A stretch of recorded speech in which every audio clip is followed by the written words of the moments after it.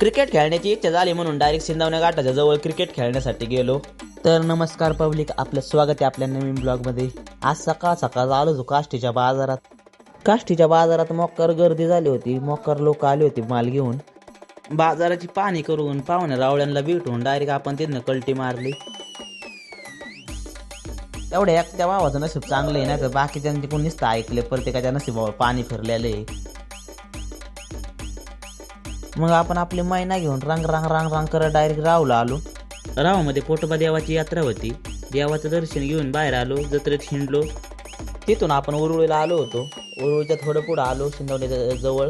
तिथं पोरं क्रिकेट खेळत होती. मग आम्हाला बी वाटलं क्रिकेट खेळावं, त्यांच्याबरोबर क्रिकेट खेळलो आणि तिथून आलो आपण घरी आपले काळूभाऊचं काम चालू होतं. काळूभाऊ म्हणत होता का कामाला लाजायचं ना, काम कसलं काय असताना काम केलं पाहिजे, कोणची नटी आपल्याला पैसे आणून देऊ शकत नाही.